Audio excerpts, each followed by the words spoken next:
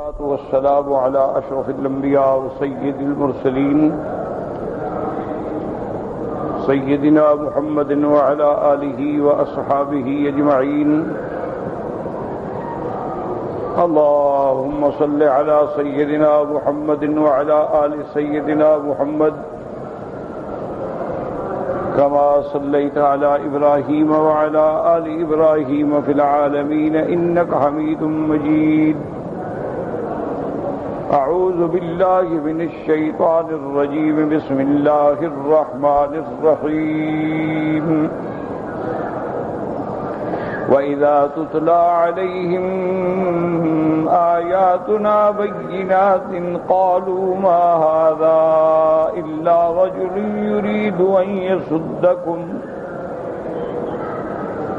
يريد أن يصدكم أما كان يعبد آباؤكم وقالوا ما هذا إلا إفك مفترى. وقال الذين كفروا للحق لما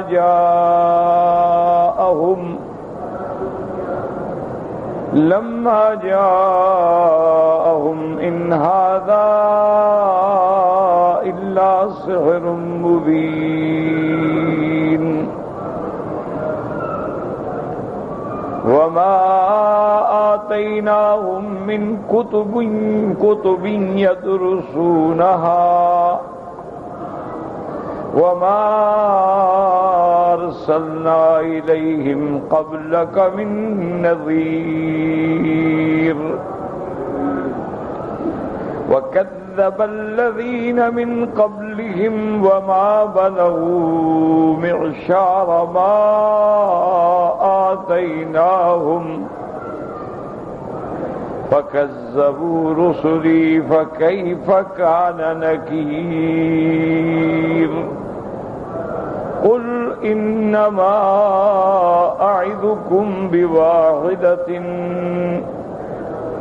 أن تقوموا لله مثنى وفرادا ثم تتفكروا ما بصاحبكم من جنة إن هو إلا نذير لكم بين يدي عذاب شديد. اللہ تبارک و تعالی نے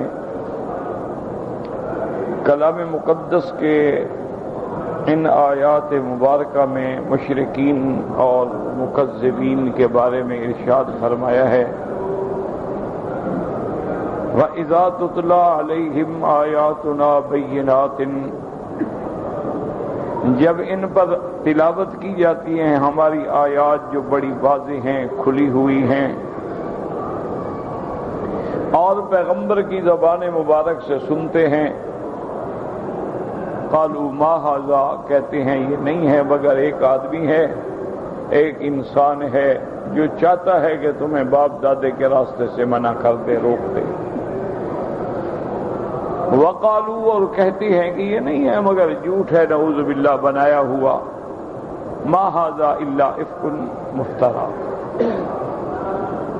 وقال الذين كفروا للحق لما جاءهم، اور کہتے ہیں کافر جب ان کے پاس قرآن آتا ہے، اللہ کی کتاب کی آیات آتی ہیں، ان هذا الا سحر مبین، انہا اس جگہ ماں کے معنی میں ہے کہ نہیں ہے مگر یہ جادو کھلا ہوا.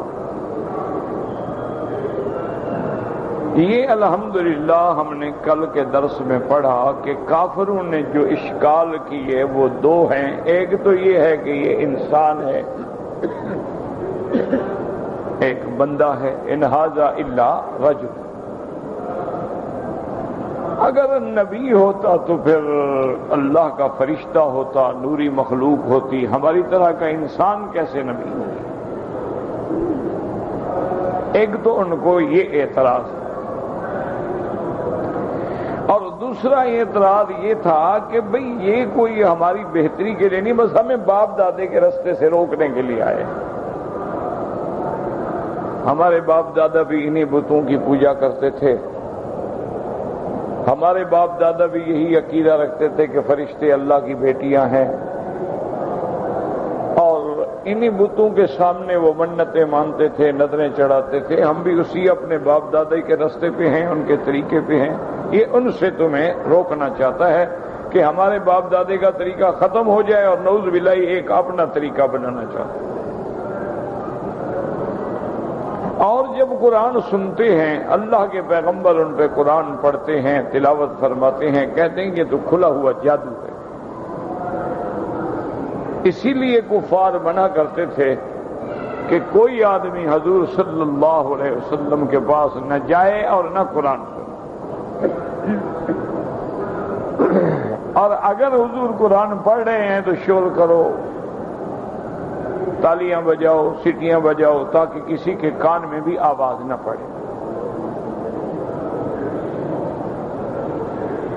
وہ قرآن کو جادو اس لیے کہتے تھے کہ جادو بڑا جلدی اثر کرتا ہے۔ جادو ایک ایسا خبیث علم ہے،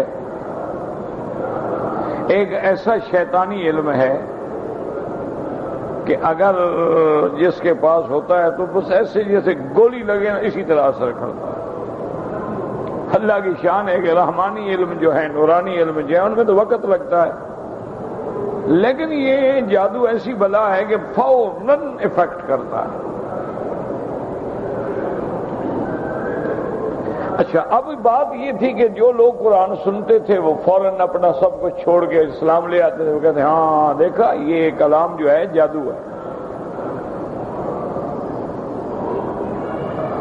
یہ باتیں اللہ نے بیان فرمائی ان کی، اب ان پر رد ہے۔ ان آیات میں اللہ نے ان کا رد فرمایا ہے کہ تم جو کہتے ہو جادو ہے، تم جو کہتے ہو تمہیں تمہارے باپ دادے کے دین سے روکنا چاہتا ہے اور اپنی نئی بات خود اپنی طرف سے بنانا چاہتا ہے، اور جو کچھ یہ کہتا ہے نعوذ باللہ یہ جھوٹ ہے اور گھڑا ہوا ہے، یہ اللہ کی طرف سے نہیں ہے، تو اس پہ اب اللہ نے ان آیات میں ان کا جواب ہے، ان کا رد ہے۔ فرمایا وَمَا آتَيْنَاهُم مِّن كُتُبٍ يَدْرُسُونَهَا وَمَا أَرْسَلْنَا إِلَيْهِمْ قَبْلَكَ مِن نَّظِيرٍ۔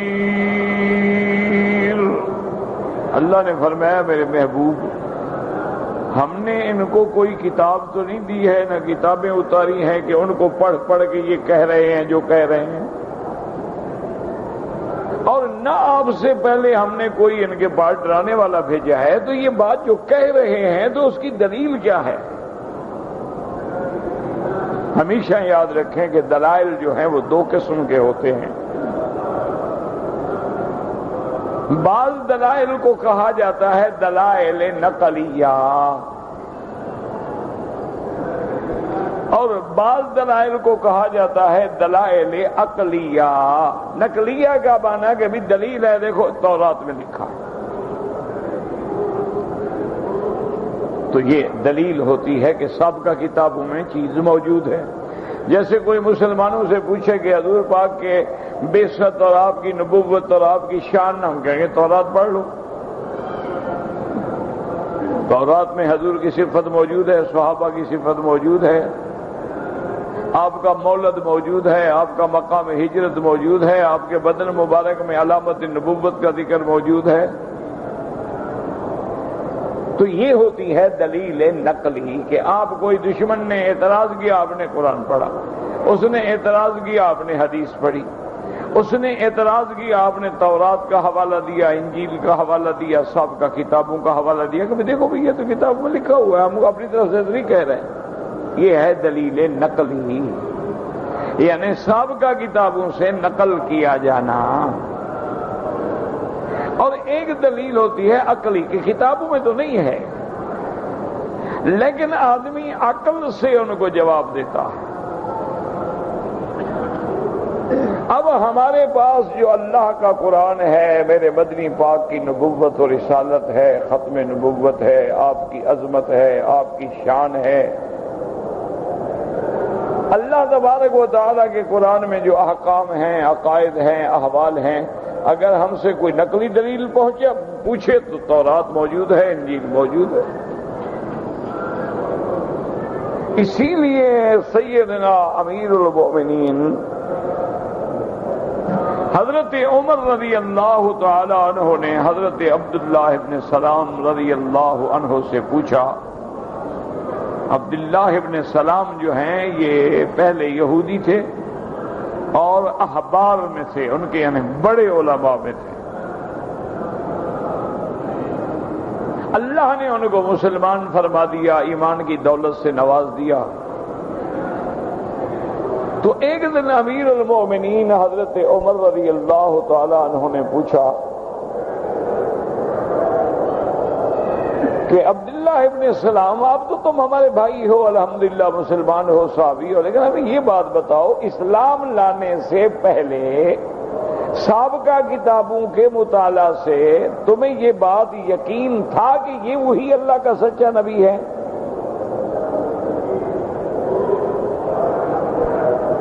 یعنی ابھی تم اسلام نہیں لائے تھے، اپنی سابقہ کتابوں سے مطالعہ کر کے، تورات کا مطالعہ کر کے، انجیل کا مطالعہ کر کے، کیا آپ اس نتیجے پہ پہنچے تھے کہ واقعی محمد رسول اللہ ہی وہی نبی ہیں صلی اللہ علیہ وسلم؟ تو عبداللہ ابن سلام نے بڑا عجیب جواب دیا جو سونے کے پانی سے لکھنے والا ہے۔ انہوں نے فرمایا، عمر نشک فی ابنائنا و اولادنا ولا نشک فی رسول اللہ صلی اللہ علیہ وسلم، ہمیں اپنی اولاد میں تو شبہ ہو سکتا ہے لیکن محمد مصطفیٰ کی صداقت میں کوئی شبہ نہیں تھا۔ اولاد میں کیسے شبہ ہو سکتا ہے؟ پتہ نہیں عورت نے خیانت کی ہو، کوئی پہلا تھوڑا ہوتا ہے عورت پہ۔ عورت ہے، اللہ معاف کرے، کسی اور کا پانی بھی اس پودے کو لگا دیا ہو تو اس میں تو شبہ ہو سکتا ہے نا، ایک عورت ہے نا، بس اس کی دیانت امانت پہ ہمارا اعتبار ہوتا ہے کہ جی بیوی ہے، شریف عورت ہے، خیانت نہیں کرے گی، لیکن خدا نہ کرے، اللہ نہ کرے وہ خیانت۔ اچھا، کبھی ایسا بھی ہوتا ہے کہ عورت خیانت نہیں کرتی، حالات کا جبر اسے مجبور کر دیتا ہے، اس کے بعد وہ اپنی شرمندگی کو اور اپنی بے عزتی کو چھپانے کے لیے بات کو چھپا دیتی ہے۔ اور ایسے ہزاروں واقعات ہوئے ہیں دنیا میں، اللہ معاف کرے، کہ خاوند ملازمت پہ چلا گیا، گھر میں اکیلی عورت ہے، کوئی ظالم، کوئی اللہ سے نہ ڈرنے والا، کوئی مفسد، کوئی شیطان گھس آیا، اکیلی عورت ہے، اس نے قابو پا لیا۔ ایک عورت کیا کر سکتی؟ اب وہ بیچاری اگر اپنے خاوند پہ ظاہر کرے کہ میرے ساتھ یہ ہوا ہے تو مصیبت ہے، پتہ ہے خاوند رکھے گا یا نہیں رکھے گا، حالانکہ اس کا تو کوئی قصور نہیں، تو وہ چھپا دیتی ہے کہ چلو اللہ نے پردہ رکھا ہے، چپ کر جائے۔ تو انہوں نے کہا کہ ہمیں اپنی اولادوں کی صداقت میں تو شبہ ہو سکتا ہے، لیکن محمد الرسول اللہ صلی اللہ علیہ وسلم کی صداقت میں کوئی شبہ نہیں۔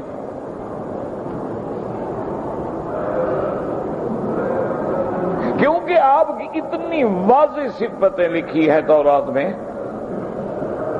اتنی کھلی ہوئی علامات ہیں کہ جن کے بارے میں کوئی اشتباہ ہو نہیں سکتا۔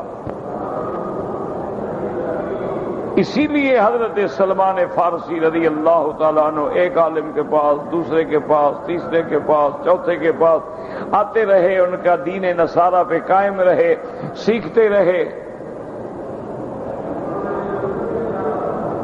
جب آخری حبر کی موت کا وقت آیا تو اب حضرت سلمان نے پوچھا کہ مجھے بتاؤ اب میں کہاں جاؤں؟ تمہاری تو موت کا وقت آ رہا ہے، اب تمہارے بعد میں کہاں جاؤں؟ اس نے کہا دیکھو اگر میرے بعد نجات چاہتے ہو نا تو پھر تم مدینہ منورہ جاؤ، وہاں ایک نبی آئے گا جس کا نام محمد الرسول اللہ۔ جس کا نام محمد ابن عبداللہ ہوگا، پیدا مکے میں ہوگا، ہجرت مدینے کو کرے گا، ہدیہ قبول کرے گا، صدقہ نہیں کھائے گا، اور اس کے دونوں کندھوں کے درمیان میں نبوت کی علامت ہوگی۔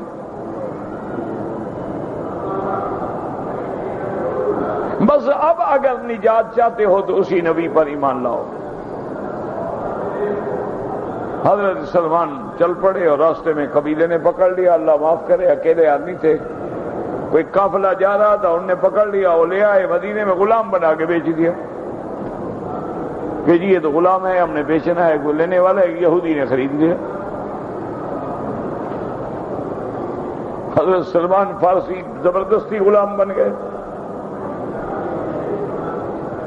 جیسے یوسف علیہ السلام بن گئے۔ اب یوسف علیہ السلام نبی ہے، نبی کا بیٹا ہے، غلام بن گئے، مصر میں بک رہا۔ یہ تو اللہ کے امتحان ہوتے ہیں نا۔ تو اب جناب یہ ہوا کہ جب حضرت سلمان نے کہا چلو بھائی غلام تو بن گئے، لیکن اسی آنا تو اسی جگہ تھا نا، چلو اللہ کی حکمت ہوگی، سر چھپانے کو ٹھکانہ مل گیا ہے، باغ میں کام کرتے، کھجوروں کے باغ میں، اسی اثنا میں حضور کا نام سنا کہ حضور آ گئے، جا محمد جا محمد۔ فرماتے ہیں میں نے کھجوریں نہیں اور میں پہنچا قباء، کیونکہ پہلا قیام جو ہے حضور کا مسجد قباء کے قریب ابی ایوب کے گھر میں ہے۔ اب جو مدینہ منورہ ہے جہاں مسجد نبی، یہاں حضور بعد میں تشریف لے گئے، اسی لیے قباء کو کہتے ہیں نا اول مدینہ۔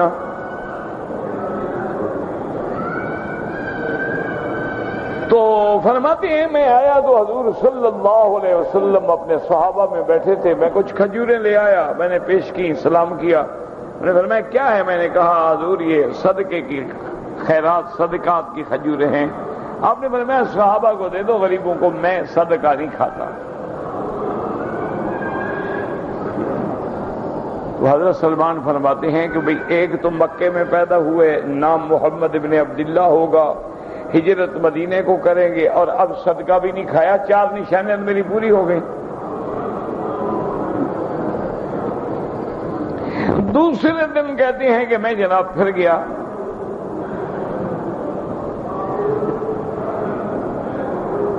کہتے ہیں کہ وہ میرا مالک جو تھا نا یہودی، وہ مجھے کہے کہ تمہارا کام ہے باغ میں کھجوروں کا کام کرو، یہ کیا ہے تم روزانہ بھاگ جاتے ہو؟ اور میں نے کہا اللہ کے بندے میں تحقیق کر رہا ہوں کہ آنے والا کون ہے۔ تو کہتے ہیں میں تھوڑی سی کھجوریں لے گیا، حضور کو سلام کیا، آپ نے فرمایا ما ھذا، یہ کیا ہے؟ تو میں نے کہا حضور یہ ہدیہ ہے آپ کی خدمت میں۔ فَأَخَذَهُ، حضور نے قبول فرما لیا اور نوش بھی فرمایا، کیونکہ صدقہ تو غریبوں کے لیے ہوتا ہے نا، فقراء مساکین، زکوٰۃ ہے، صدقات ہیں، صدقات واجبہ، صدقات نافلہ، اللہ نے جن کو سب کو دیا وہ صدقہ کیوں کہا؟ حضور کو تو اللہ نے ویسے منع فرما دیا نا کہ حضور پہ اور حضور کی آل پہ تو صدقے کا استعمال کرنا حرام ہے۔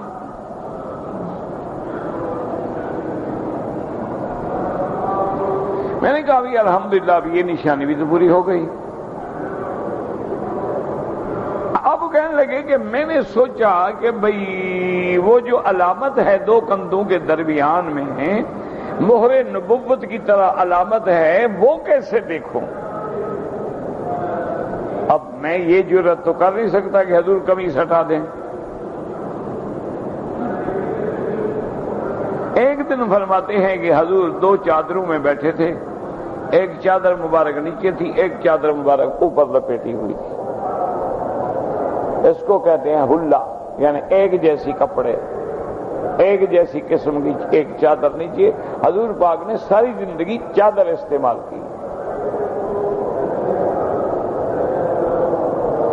آپ نے شلوار کے بارے میں کتابوں میں آتا ہے خریدی ہے اور پسند بھی فرمائی، فرمایا اچھا لباس ہے، لیکن استعمال حضور نے ساری زندگی چادر فرمائی۔ ابھی بھی خلیج کے ملکوں میں رواج ہے توپ کے نیچے وہ پاجامہ نہیں پہنتے، چادر باندھتے ہیں، یمن میں، خلیج میں، عمان میں۔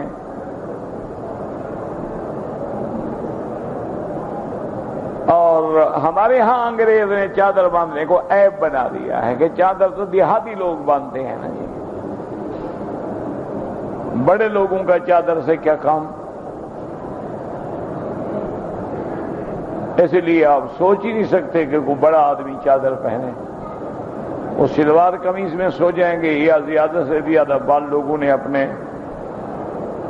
سلیپنگ گاؤن بنائے ہوئے ہوتے ہیں، پجامہ اور شرٹ، اور اس کے اوپر بعض گاؤن پہنتے ہیں، بعض نہیں پہنتے ہیں۔ بہرحال اصل تو مخالفت ہے نا حضور پاک کی، اصل تو حضور کی مخالفت ہے کہ حضور نے پگڑی باندھی، پگڑی نہیں باندھی، حضور نے ٹوپی پہنی، ٹوپی نہیں باندھی، حضور پاک نے چادر پہنی، چادر نہیں باندھی، حضور پاک نے سرما لگایا، سرما نہیں ڈالنا،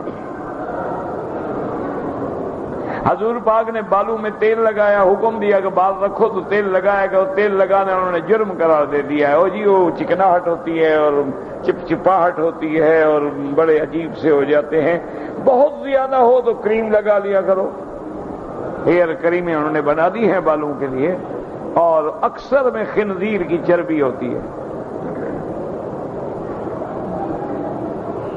جو کریمیں بہت زیادہ مہنگی ہیں نا، بڑی قیمتی ہیں، ان سب میں خنزیر کی چربی ہوتی ہے، وہی ہمارے ماشاءاللہ بچے منہ کو لگاتے ہیں، سر میں لگاتے ہیں، کیسے نمازیں قبول ہوں گی جی؟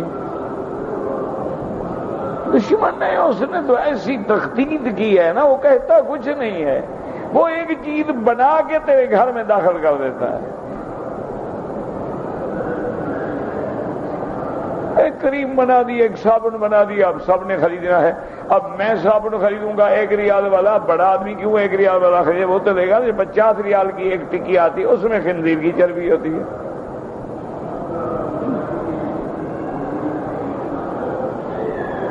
یہ جتنے تمہارے اپنا ٹوتھ پیسٹ ہیں، یعنی دانتوں کے لگانے والے، اللہ معاف فرمائے، ان میں بھی ہوتی ہے۔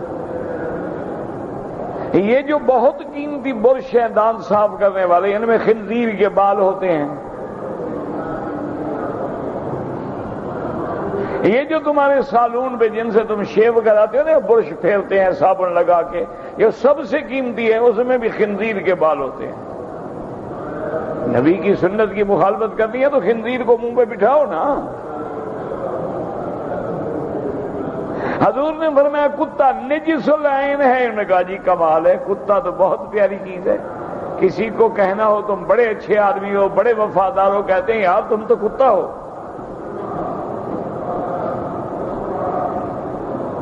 آج ماشاءاللہ ہر مسلمان کے گھر میں کتے ہیں، گاڑی میں کتے ہیں، شیمپو کراتے ہیں، نوکر ٹہلاتے ہیں، نہلاتے ہیں، ان کو غذا کھلاتے ہیں، ان کے لیے باقاعدہ باتھ روم ہیں، اب تو ان کے لیے ہوٹل ہیں، باقاعدہ ہوٹلوں میں ان کو سرو کیا جاتا ہے، کتے کا استقبال ہوتا ہے باقاعدہ، ٹیبل پہ بیٹھ کے وہ کھانا کھاتا ہے۔ کیوں؟ حضور پاک نے جو فرمایا نجس العین ہے، انہوں نے نور العین بنا دیا نا۔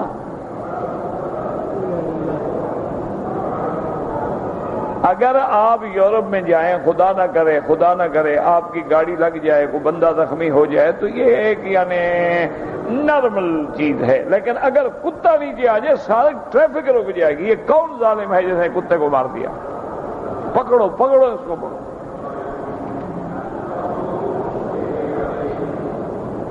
مجھے خود میرے دوست نے واقعہ سنایا، اس نے کہا میں گاڑی چلا رہا تھا، میری گاڑی سے ایک عورت کتے لے کے جا رہی تھی، میں نے کوشش بھی بڑی کی لیکن وہ ٹکر لگی کتے کو، اتنی نہیں لگی کہ مر جائے، لیکن اتنا ضرور لگی کہ وہ اس کے ہاتھ سے چھوٹ کے سڑک کے اس طرف جا پڑا۔ وہ نے کہا چونکہ میں قانون سمجھتا تھا وہاں کا، میں نے کہا اب تو پھنس گئے، اب انہوں نے تو میری جان چھوڑنی کر، میں نے جلدی گاڑی سائڈ پر کھڑی کی اور بھاگا اور کتے کو اٹھایا اور سینے سے لگایا اور چوما وہ اس کی عورت نے جو دیکھا اس نے کہا اچھا تم بھی you are like the dog? Yes. میں کہا اچھا تم بھی کتے کو پسند کرے؟ میں کہا میرا محبوب ہے بادشاہ، یہ تو میرا پپو ہے، میں اس کو چوم رہا ہوں۔ اچھا جاؤ معاف کیا، تمہارے خلاف کوئی شکایت نہیں کرتے۔ وہ کہہ رہے 2 دن میں منہ دھوتا رہا صابن سے۔ میں نے کہا اب کیا کروں، اگر میں ایسا نہیں کرتا تو یہ تو مجھے جہنم میں پہنچا دیں گے کہ کتے کو مار دیا۔ تو یہ واقعات جو ہیں آپ سنڈے سے سنتے رہتے ہیں، چلتے رہتے ہیں۔ دشمن لگا ہوا ہے، بینک کے ذریعے، انشورنس کے ذریعے، سود کے ذریعے، برش کے ذریعے، کیمرے کے ذریعے، ای میل کے ذریعے، انٹرنیٹ کے ذریعے اس نے تیرے گھر میں کفر پہنچانا ہے۔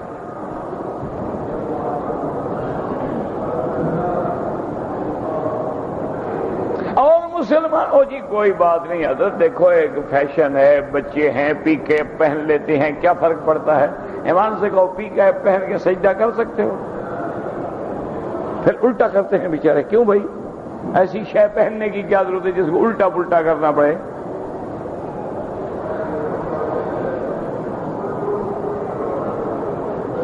انا للہ و انا الیہ راجعون، بس یہی کہہ سکتے ہیں۔ اچھا خدا کی شان دیکھو، اب کفار جو ہیں وہ بدل رہے ہیں۔ اب جو ان کے بڑے بڑے ڈیزائنر ہیں نا، جو بڑے بڑے کپڑے ڈیزائن کرتے ہیں، جن کے کپڑے اور ڈیزائن جو ہیں وہ سینکڑوں میں نہیں ہیں، وہ ہزارہ پاؤنڈ میں بکتے ہیں، انہوں نے باقاعدہ اب وہ اسکارف دینا شروع کر دیا ہے، چادر دینی شروع کر دی ہے عورت کے ساتھ۔ وہ ادھر جا رہے ہیں، ہم جہنم کی طرف جا رہے ہیں۔ ہم سکارف اتار رہے ہیں، وہ پہنا رہے ہیں۔ ہم نے چست لباس پہنا ہوا ہے کہ انگ انگ نظر آئے، وہ جناب اگر ڈھیلی ڈھالی میکسی پہن لیتے ہیں کہ ہر کچھ بھی نظر آئے، اور موٹے کپڑے کی میکسی اور یہاں تک بازو اور پاؤں تک۔ وہ ادھر جا رہے ہیں اور ہم پتہ نہیں کدھر جا رہے ہیں۔ مندر کا پجاری جاگتا ہے، مسجد کا نمازی سوتا ہے۔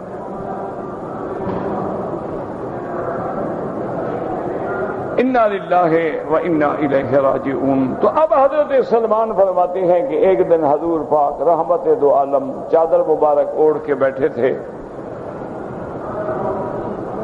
اللہ اکبر، خوش نصیب ہوں گی وہ آنکھیں جنہوں نے سرکار کی زیارت کی ہوگی۔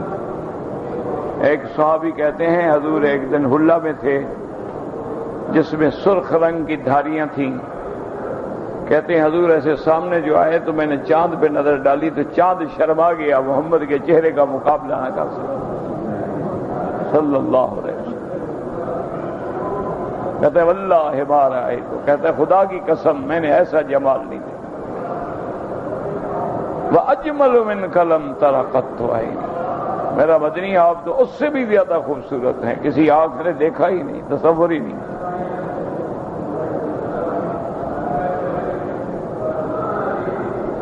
تو اب جناب حضور بیٹھے ہیں تو فرماتے ہیں کہ خدا کی قدرت ہے، ہوا بھی چل رہی تھی، میں آ کے سامنے کھڑا تھا، سامنے وہاں کھڑا تھا، میں ایستا ایستا ایستا چلتے، میں نے کہا ایسی جگہ کھڑا ہو جاؤں خدا کرے کو ہوا ذرا زیادہ آئے نا تو آپ کا کپڑا ذرا نیچے ہو تو فوراً میں دیکھ لوں۔ کہتے ہیں میں سامنے تھے ایستا کہ محسوس بھی نہ ہونا کہ کیوں کھڑا ہے، کیوں تاڑ رہا ہے۔ کہتے ہیں حضور کی مجھ پہ نظر پڑی، فرمایا سلمان تال۔ کہتے ہیں اب میں کیا کروں؟ اب میں سامنے آیا، فرمایا اچھا تمہاری نشانیاں ابھی پوری نہیں ہوئی، چلو یہ بھی دیکھ لو۔ میں نے کہا حضور بس اشہد ان لا الہ الا اللہ و اشہد ان محمد رسول اللہ۔ انہوں نے نشانیاں دیکھ کے کلمہ پڑھ لیا، ہم نے قرآن پڑھ کے بھی ایمان نہ لائے۔ ہمارے گھروں میں قرآن ہے، ہمارے گھروں میں حدیث ہے، ہمارے گھروں میں دین ہے، ہمارے گھروں میں تبلیغ ہے، ہمارے محلے میں علماء ہیں، مساجد ہیں، مدارس ہیں، ہم جہاں کھڑے تھے وہیں کھڑے۔ جو نماز پڑھتا تھا وہ اب بھی پڑھ لیتا، جو نہیں پڑھتا تھا وہ اب بھی نہیں پڑھتا، جو داڑھی رکھتا تھا اب بھی رکھتا ہے، جو منڈاتا تھا وہ اب بھی منڈاتا ہے، جو سگریٹ پیتا تھا وہ اب بھی پیتا ہے، جو حقہ پیتا تھا وہ اب بھی پیتا ہے، جو جھوٹ بولتا تھا وہ اب بھی بولتا ہے۔ انا للہ و انا الیہ راجعون۔ اس لیے اللہ نے فرمایا میرا بدنی ان ظالموں سے کہو، وہ تمہارے پاس کتاب ہے تم پڑھتے ہو، اسی سے دیکھ کے بتا رہے ہو۔ وما آتیناہم من کتب یدرسونہا، ہم نے آپ سے پہلے ان کو کوئی کتابیں نہیں دی ہیں جن کو یہ پڑھتے ہیں. وما ارسلنا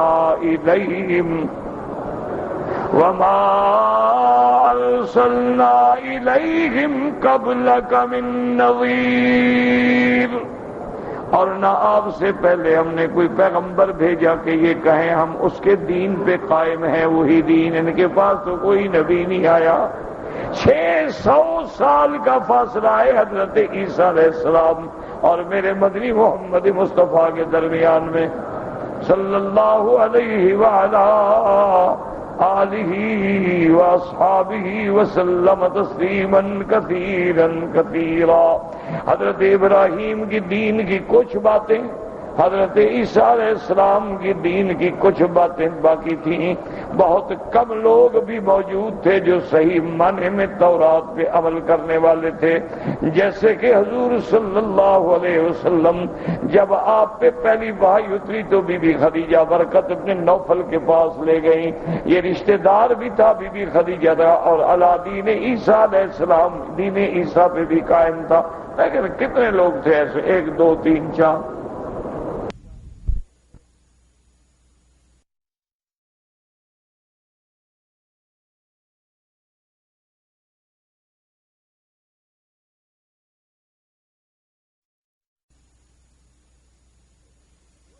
تکذیب کی. وَكَذَّبَ الَّذِينَ مِن قَبْلِهِمْ.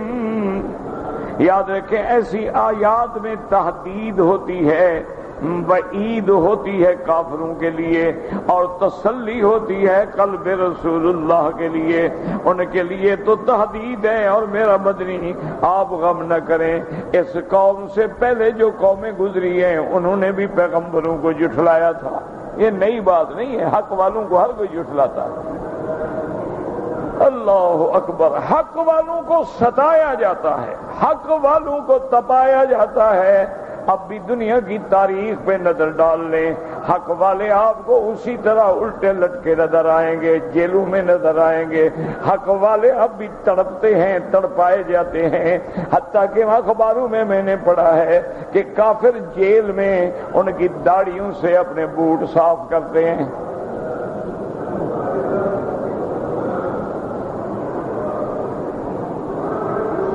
ہم ہیں مست ہیں ماشاءاللہ، کھاؤ پیو عیش کرو جی.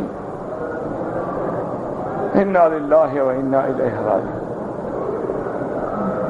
یعنی آج تاریخ میں جو تاریخ انسانیت گزری ہے نا، چنگیز گزرا ہے، حجاج گزرا ہے، فرعون گزرا ہے، شداد گزرا ہے، بڑے بڑے ظالم گزرے ہیں. لیکن موجودہ دور کے فرائض جو ہے، موجودہ دور کے شداد جو ہیں، یہ جو ظلم کر رہے ہیں تاریخ میں اس کا کوئی تصور ہی نہیں.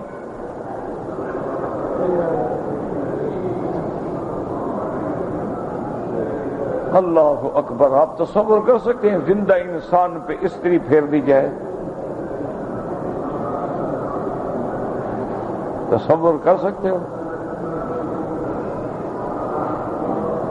اللہ اکبر اللہ اکبر.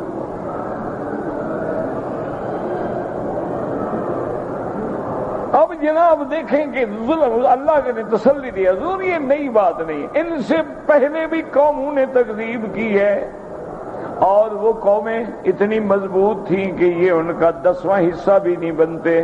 بعض علماء نے فرمایا مانا ہے کہ 100واں حصہ بھی نہیں بنتے. بعض نے کہا مانا یہ ہے کہ 1000واں حصہ بھی نہیں بنتے. وہ ان کے اندر طاقت میں بھی زیادہ تھے، قوت میں بھی، مال میں بھی، دولت میں بھی، شوکت میں بھی. آپ سوچ سکتے ہیں کہ اس دور میں فرعون کے پاس 6 لاکھ کا لشکر اور طاقت کا نشہ یہ تھا کہ نعوذ باللہ رب بن بیٹھا. اور طاقت کا نشہ یہ تھا کہ قرآن خود کہتے وہ فرعون ذی الاوتاد، وہ میخوں والا فرعون، بعض علماء نے فرمایا میخوں والا معنی یہ ہے کہ جیسے میخیں گڑی ہوں تو چیز مضبوط ہوتی ہے، اس کی حکومت مضبوط تھی، تخت مضبوط تھا. اور بعض نے فرمایا کہ نہیں، اس کو اس لیے میخوں والا کہا گیا، وہ ظالم اپنے دشمنوں کے ساتھ یہ کرتا تھا کہ ان کو دیواروں میں کھڑا کر کے ہاتھوں پاؤں میں میخیں گڑوا دیتا تھا، یا کبھی لٹا کے حکم دیتا کہ پاؤں میں بھی میخیں گاڑ دو، ہاتھوں میں بھی میخیں گاڑ دو، اور ان کے سینے پہ بڑا پتھر گراؤ.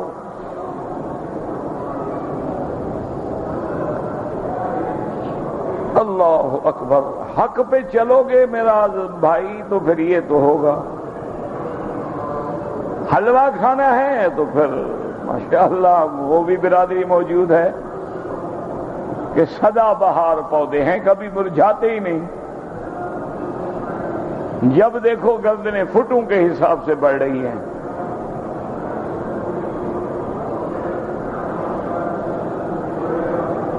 ان کے تو جناب وہ کہتے ہیں نا کہ 5 انگلیاں گھی میں ہیں، سر کڑھائی میں ہیں. اور جو حق والے ہیں ان کا حال سن رہے ہیں، ان کی داڑھیوں پہ بوٹ رکھے جاتے ہیں، ان کو ننگا کر کے ان کے گلے میں پٹے ڈال کے کتا بنایا جاتا ہے. کہتے ہیں بھونکو کتے کی طرح، تم کتے سے نفرت کرتے تھے خود کتے بنو.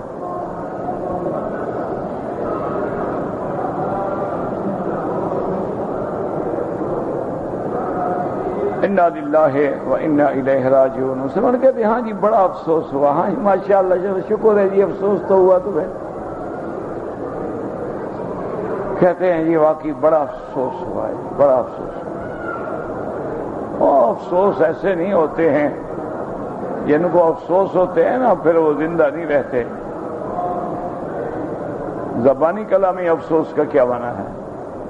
دیکھا نہیں راجپال نے جب حضور کی شان میں گستاخی کی تو علم الدین کون تھا؟ ایک جاہل سا چھوکرا تھا، نوجوان تھا، ان پڑھ، کوئی مولوی شولوی نہیں تھا. مولوی ہوتا ہے غلطی کہاں کرتا؟ مولوی تو کوئی نہ کوئی بہانہ بنا لیتا نا. ان پڑھ آدمی تھا. اس نے تقریر سنی کہ ایک گستاخ نے سرکار دو عالم کی شان میں بکواس کی ہے، کتاب لکھی ہے، ہندو ہے، پنڈت ہے، حضور کی شان میں گستاخی. اس نے کتاب ہی نہیں پڑھی، وہ پڑھا ہوا تھا ہی نہیں بیچارہ. صرف تقریر ایک عالم سے سنی کہ بھی ایک راجپال پنڈت ہے جس نے سرکار دو عالم کی شان میں گستاخانہ کتاب لکھی ہے، اور یہ لکھا ہے، یہ لکھا ہے، یہ لکھا ہے. مولوی صاحب وہاں تقریر کرتے رہے، وہ نہیں بیٹھا، وہاں سے چپ کر کے نکل گیا.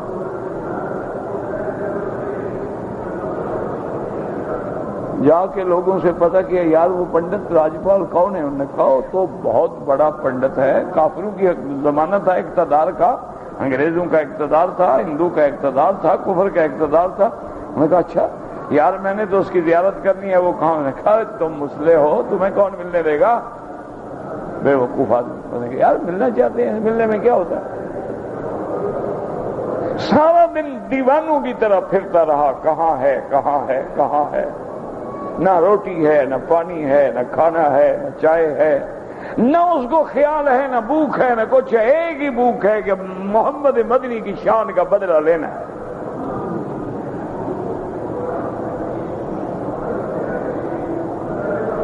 پاگلوں کی طرح پھرتا رہا. ایک چھرا خریدا، چھرے کو نیفے کے اندر چھپایا. جگہ وہ دیکھ چکا تھا، رات کو محلوں سے اوپر سے ہوتا ہوتا ہوتا ہوتا اسی کمرے میں پہنچا. ان کو تو تصور ہی نہیں تھا، ہر طرف ان کے گھر ہیں، مکان ہیں، پہرے ہیں، انتظامات ہیں. پتہ نہیں تھا کوئی دوسری چھت سے بھی اوپر سے کوئی آ سکتا ہے. اندر پہنچا اور ٹکڑے ٹکڑے کر دیے. وہ جب بیدار ہوا تو حیران ہو کے جو نے کہا مت چیخو کتے، تو میرے مدنی کے دشمن ہو، مدنی کا غلام آ گیا.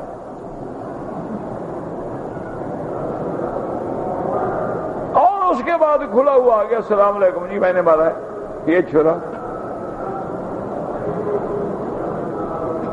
بڑے بڑے وکلا اس زمانے میں، محمد علی جناح بھی وکیل تھے، یہ بھی اس کے کیس میں وکیل بنے. اور بڑے بڑے وکلا جو تھے انہوں نے کہا اس بے وقوف لڑکے کو سمجھاؤ، کوئی عینی شہادت نہیں ہے، کوئی دیکھنے والا نہیں ہے، کوئی گواہ نہیں ہے، یہ ایک دفعہ کہہ دے کہ میں نے قتل نہیں کیا. پھر ہم جانے اور مقدمہ جانے، باعزت بری ہو جائے گا، اس کو دنیا کی کوئی کورٹ سزا نہیں دے سکتی، گواہی نہیں ہے کوئی اینی، یہ تو اپنے بیان پہ مارا جا رہا ہے نا۔ سب نے سمجھایا، آخر انہوں نے فیصلہ کیا کہ مولوی صاحبان کو بھیجو، شاید ان کی مان لے۔ وہ گئے تو اس وقت یہ بیچارہ ایک دفعہ سزائے موت ہو چکی تھی، یہ موت کی کوٹھڑی میں بند تھا، اپیل چل رہی تھی۔ تو وہاں جب گئے انہوں نے بیٹھ کے سمجھایا، انہوں نے کہا ایک کافر مر گیا، محمد مدنی کا دشمن مر گیا، اس کا ویسے بھی قتل حدر ہوتا ہے، نبی کے گستاخی تو سزا ہی موت ہے، تو آپ نے اچھا کیا ہے اللہ کے بندے کو، ضروری ہے کہ تم مان لو۔ وہ چپ کر کے بیٹھا رہا، سنتا رہا۔ جب سارے مولوی صاحبان نے تقریر ختم کی، اس نے کہا بھائی بات سنو، لوگ ایک عورت کے لیے قربانی دیتے ہیں، اپنی زبان سے نہیں پھرتے، میں تو محمد مدنی پہ قربان ہوا، تم یہ کیا مجھے بزدلی کے مشورے دینے آئے ہو؟ مجھے تو اسی کوٹھڑی میں روزانہ محمد مدنی کی زیارت ہوتی ہے، جاؤ مولوی اپنا کام کرو، میں نے مارا ہے، میں زبان سے پھر کے جھوٹ بول کے قیامت میں حضور کے سامنے بھی نہ جا سکوں، اور تو عمل ہے نہیں، یہی تو کہوں گا مدنی تیرے دشمن کو تو نہیں جینے دیا نا۔ وہ مولوی واپس ہے، انہوں نے وکیلوں سے کہا، انہوں نے کہا یہ مقدمہ اپنا لڑ چکا ہے، چھوڑو، بحث کرنے کی ضرورت ہی نہیں ہے۔ انہوں نے کہا فکر نہ کرو، مجھے دھیلے کے برابر بھی فکر نہیں ہے میرے عزیز، ہم تو بس وہ کھانے والے مولوی ہیں نا، وہ چوری کھانے والے مجنوں، خون دینے والے تو نہیں ہے نا، خون دینے والے تو کئی ہوتے ہیں۔ اس لیے اللہ نے تحدید بیان کی کہ ان بے وقوع، ان قریش کی طاقت کیا ہے۔ وَكَذَّبَ الَّذِينَ مِن قَبْلِهِمْ وَمَا بَلَغُوا مِعْشَارَ مَا آتَيْنَاهُمْ، یہ تو ان کا 1000واں حصہ بھی نہیں جو ہم نے ان کو دیا تھا۔ ان کو قوت دی تھی، طاقت دی تھی، لیکن انہوں نے کیا کیا تھا؟ فَكَذَّبُوا رُسُلِي، انہوں نے بھی اپنے دور میں میرے رسولوں کی تکذیب کی تھی۔ اللہ نے فرمایا فَكَيْفَ كَانَ نَكِيرٌ، پھر میرا مدنی آپ نے دیکھا کہ کیسی تھی میری پکڑ، کیسا تھا میرا عذاب، کہ وہ فرعون جس کو اپنے لشکروں پہ ناز تھا، جس کو اپنی قوت پہ ناز تھا، کتابوں میں مفسرین نے لکھا ہے کہ جب موسیٰ علیہ السلام دریا عبور کر گئے، دریا میں رستے بن گئے، درے بن گئے، سڑکیں بن گئیں، اب موسیٰ علیہ السلام باہر نکلنے کے بعد ارادہ فرمایا کہ میں نے جیسے آسا مارا تھا، اللہ کے حکم سے رستے بن گئے، اب دوبارہ آسا مار دوں تاکہ وہ رستے ختم ہو جائیں، تاکہ ہمارا دشمن جو ہے تعاقب نہ کر سکے، آگے دریا آ جائے، وہ پھر ہمیں پکڑ نہیں سکے گا۔ اللہ نے فرمایا وَاتْرُكْ رَهْوًا، چھوڑ دو دریا کو اپنے حال پہ۔ موسیٰ علیہ السلام تم نہ مارو شار و عصا، اللہ کی حکمت اللہ جانتے ہیں کہ اگر حضرت موسیٰ نے عصا مار دیا اور جوش دریا پھر آ گیا، رستے ختم ہو گئے، تو فرعون تو اندر نہیں آئے گا نا، اللہ تو اندر لا کے مارنا چاہتے تھے نا۔ وَاتْرُكِ الْبَحْرَ رَهْوًا، اللہ نے فرمایا موسیٰ چھوڑ دو دریا کو اسی حالت میں، آنے دو میرے دشمن کو۔ اب فرعون نے دیکھا کہ موسیٰ علیہ السلام گزر گئے ہیں تو میں بھی گزر جاؤں گا، ڈالا گھوڑا اپنا اندر، فوج اندر، وزیر اندر۔ جب سارے اندر آ گئے تو اللہ نے حکم دیا دریا میرا دشمن تیرے اندر ہے، اب بدلہ دے۔ ہاں ان سے بھی اللہ بدلہ لے گیا، اب دیکھیں گے صحیح، تو اس کی مرضی ہے، وہ 100 سال بعد رہے، 50 سال بعد رہے، 10 سال بعد رہے، 2000 سال بعد رہے، وہ تو اس کی مرضی ہے، لیکن یہ تو نہیں کہ اللہ چھوڑ دے ان کو۔ اب جب فرعون اندر آیا تو دریا کی موجیں، وہ تو کہیں پلے شلے تو تھی نہیں، وہ تو پکا خوش ہو گیا تھا کہ درے بن گئے ہیں، سڑکیں ہیں اور راستے ہیں، وہ تو پانی رکا ہوا تھا، پانی مل گیا، فرعون ڈوب کے کھانے لگ گیا۔ ایک ڈبکی لگی نا جی تو سارے ہوش اڑ گئے. وہ تو لوگوں کو ڈبکیاں دی جاتی ہیں نا, جب خود کو آتی ہے نا پھر پتہ لگتا ہے نا عذاب کا. آمنت برب موسیٰ و ہارون. یاد رکھیں فرعون کہتا ہے میں اب موسیٰ اور ہارون کے رب پہ ایمان لایا. یاد رکھو اگر کہتا آمنت برب موسیٰ, میں موسیٰ کے رب پہ ایمان لایا, تب بھی تو کافی ہے نا. لیکن ہارون کا بھی نام لیا کہ موت جب سامنے نظر آئی, جب ایک غوطہ لگا, اب جناب ہوش اڑنے لگے تو ڈر گیا کہ موسیٰ کا نام لوں ہارون کا نہ لوں تو شاید ہارون غصے میں مجھے نہ بچنے دے. میں دونوں کا نام لوں, دونوں شاید راضی ہو جائے, مجھے معافی مل جائے. اللہ نے فرمایا اچھا اب یاد آ گئی ہے تو آلانا, اب آ گئی یاد. وَعَصَيْتَ مِن قَبْلُ, اس سے پہلے تو بڑا نافرمان تھا, بڑا فسادی تھا. ابھی تو تمہیں ایک پانی کا غوطہ لگا ہے, ابھی ذرا تیار ہو جاؤ, ابھی تمہیں ہم نے آگ میں بھی ڈالنا ہے. اغرقوا فادخلوا نارا,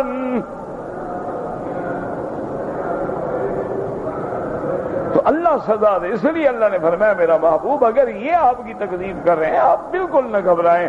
آپ دیکھیں گے میں نے قوم عاد پہ کیا کیا, میں نے قوم سمود پہ کیا کیا, میں نے قوم لوط پہ کیا کیا, میں نے قوم فرعون پہ کیا کیا, میں نے شداد و حامان و قارون پہ کیا کیا, کہ جو اپنی دولت اور محلوں پہ اتراتا تھا کہ میرا مال میری دولت, حکم دیا زمین کو زمین نگل لو اس کو.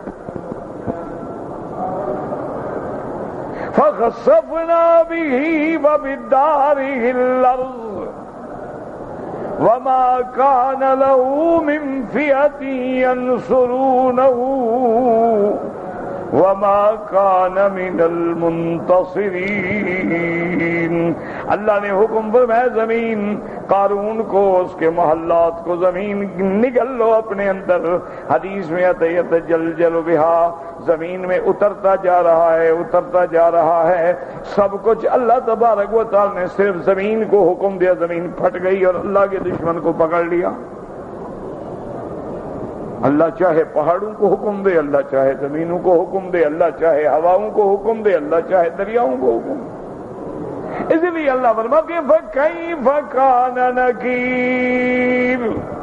اب آگے میرے اللہ نے فرمایا کہ میرا مدنی آپ ان کو کہہ دیں قریش کو, قُلْ إِنَّمَا أَعِظُكُمْ بِوَاحِدَةٍ, کہ ظالموں میں تو تمہیں صرف ایک چیز کے لیے نصیحت کرتا ہوں, واعظ کرتا ہوں, ہدایت کرتا ہوں, اور وہ ایک چیز کیا ہے؟ ان تقوموا للہ مثنی وفرادا. اب تم کھڑے ہو جاؤ, چاہے دو دو, چار چار, یا اکیلے, پھر غور کرو, فکر کرو کہ میں نے جو تمہیں دعوت دی ہے. کیوں کبھی آدمی مجلس میں بیٹھ کے مشورہ کر کے غور کرتا ہے, اور کبھی سب سے علیحدہ بیٹھ کے غور کرتا ہے. غور کرنے کے دو طریقے ہوتے ہیں, یا تو بندہ تنہائی میں بیٹھ جاتا ہے, سب دوستوں کو کہتا ہے کسی کو نہ آنے دو, میں نے کوئی بات سوچنی ہے, یا بندہ دوستوں میں بیٹھ کے کہتا ہے یار یہ مسئلہ تو سوچو اس کا حل کیا ہے. اسی اللہ کے نبی نے فرمایا اللہ کے حکم سے کہ تم کھڑے ہو جاؤ, اب غور کرو ذرا. ثم تتفکروا, پھر اس کے بعد غور کرو. ما بصاحبکم من جنت, یہ جس پیغمبر کو تم کہتے ہو جادو ہے, جنون ہے, دیوانہ ہے, تمہارا ساتھی تمہاری قوم میں سے, تمہاری علاقے میں سے جو پیغمبر میں نے بھیجا اس کو کوئی جنون نہیں ہے. ان هو الا نذیر لکم بین یدی عذاب شدید, وہ اللہ کے عذاب کی پکڑ کے آنے سے پہلے ڈرانے والا ہے, تمہیں ڈرانے کے لیے آیا ہے, وہ مجنون نہیں ہے. وہ جو جہنم کی باتیں بتلاتا ہے وہ جنون نہیں, حقیقت ہے, اس کو میں نے نذیر بنا کے بھیجا ہے, وہ تو میرے حکم سے تمہیں بچا رہا ہے کہ عذاب سے بچ جاؤ. اللہ پاک ہمیں بھی صحیح معنوں میں اسلام پہ چلنے کی توفیق دے اور عذاب سے بچائے, اور سرکار دو عالم سے گستاخی کرنے والوں پہ اپنے سارے عذاب اور قہر نازل فرمائے.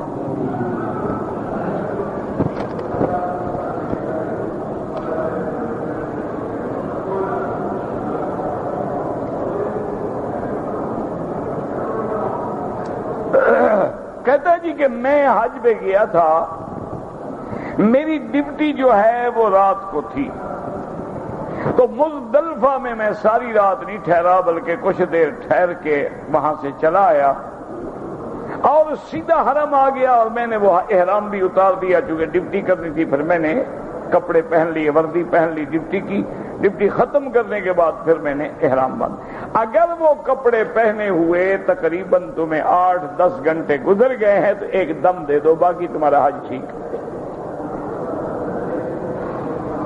اور غریب آدمی ہو، پیسے نہیں ہیں، 10 روزے رکھ لینا بس۔ کیوں آج کل تو بیچارے جو یہ صفائی کرنے والے ہیں ان کی تو تنخواہیں بھی 400 300 500 ہوتی ہیں۔ اللہ سے دعا کرو، اللہ تبارک و تعالیٰ وہ کمپنیاں جو لاتی ہیں اللہ ان کو ہدایت دے، وہ سوچیں ان مسکینوں کے بارے میں۔ کہتے جی کہ میں جب بھی دعا مانگتا ہوں میں رونے کی بڑی کوشش کرتا ہوں لیکن مجھے رونا نہیں آتا، تو اس کا علاج میرے محبوب نے بتلا دیا ہے، اِلَّمْ تَبْكُوا فَتَبَاكُوا، رونا نہ آئے تو رونے والوں کی شکل تو بناؤ، گڑ گڑاؤ، عاجزی کرو، تضرع کرو۔ رونا نہ آئے تو ٹھیک ہے، رونے والوں کی شکل بنا لو۔ اور رونا اس لیے نہیں آتا، یاد رکھیں کہ ہمارے دلوں پہ گناہوں کی زنگ لگ جاتی ہے، دلوں پہ دیکھیں نا جیسے ایک زنگ لگ جائے، اب یہاں پر ایک کوئی رنگ لگ جائے اندر پانی تو جائے گا ہی نہیں، تو اس کا علاج یہ ہے کہ درود شریف زیادہ پڑھا کرو، استغفار زیادہ کیا کرو، اور موت کا خیال کیا کرو، بیٹھ کے غور کیا کرو کہ میں نے مرنا ہے، اور جتنا موت کو یاد کرو گے، اذکروا ذکر حازم اللذات، یہ لذات کو ختم کرنے والی جو بلا ہے نا اس کو یاد کرو۔ قبرستان میں جایا کرو، قبروں پہ نظر ڈالو، غور کرو کہ سب نے یہیں آنا ہے، مر جانا ہے، اور دیکھو میری روح نکل گئی، میں مر جاؤں گا، میں پھر اکیلا پڑا ہوں گا، چند دنوں کے بعد وہ مٹی میں بدن بھی گل سڑ جائے گا، کیڑے مکوڑے کھا جائیں گے، پتہ نہیں کیا ہو۔ یہ ذرا کتنی آیات قرآن میں ہیں ان پہ غور کریں تو انشاءاللہ چند دنوں کے اندر دل میں اللہ نرمی پیدا فرما دیتے ہیں۔ اور اگر آپ کے محلے میں یا آپ کے رشتہ داروں میں کوئی یتیم ہے تو ان کی مدد کرو، کوئی یتیم بچے ہیں ان کو کپڑے لے دیے، ان کو کوئی چیز خرید کر کے دے دی، کوئی چھوٹے بچے ہیں کھلونا دے دیا، یہ چھوٹے معصوم ہوتے ہیں نا بچے، جب اللہ ان پہ بڑا راضی ہوتا ہے، کسی سے دعا نکل گئی تو کام بن جائے گا۔ میری یہ خواہش ہے کہ میں حضور پاک کی زیارت کروں خواب میں۔ سب سے پہلی بات میری یاد رکھو کہ ایک تو حرام کھانا چھوڑ دو، دوسرا جھوٹ بولنا چھوڑ دو، تیسرا جتنا زیادہ ہو سکے حضور پہ درود شریف پڑھو، انشاءاللہ زیارت ہو جائے گی۔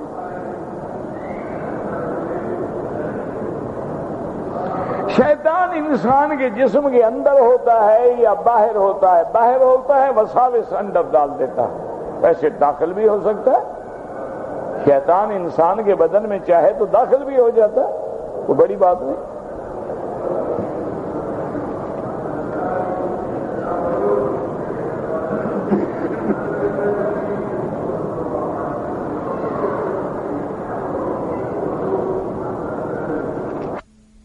ہمارے والد آئے تھے، بیمار ہو گیا، والدہ بھی واپس چلی گئیں، ہم لوگ مریض نہیں تھے، مجھے تو نہیں پتا کیا انہوں نے غلطی کیا کی، وہ تو تم نے لکھا ہی نا، بیمار ہو گئے، حج پہ آئے تھے، واپس چلے گئے، اب کیا پتا مجھے کیا کیا کیا نہیں کیا۔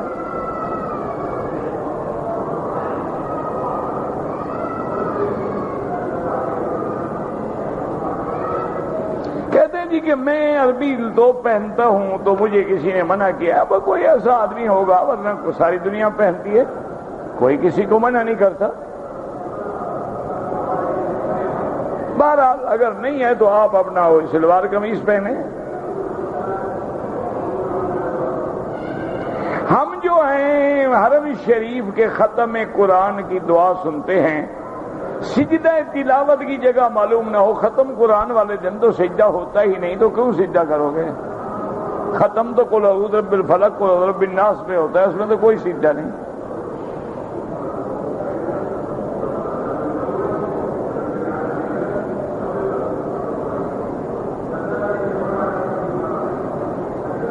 مشرکین مکہ نے ابیار علی کے بعد کسی جبل کو جنگ کے لیے منتخب نہیں کیا، جبل احد کی طرف جا کر جنت کے لیے تیار ہوئے۔ مشرکین جنت کے لیے تیار ہوئے، کیا لکھا ہے آپ نے؟ مشرک جنت میں جائیں گے؟ جب تمہارے لکھنے کا میرا بھائی یہ حال ہے، تمہیں وہ وجہ میں بتاؤں تو کیا سمجھو گے؟ میرا بیٹا بیمار ہے، اللہ ہر بیمار کو شفا عطا فرما۔ اللہم اشفنا واشف مرضانا وارحم موتانا واستجب دعاءنا ولا تخیب رجاءنا برحمتک۔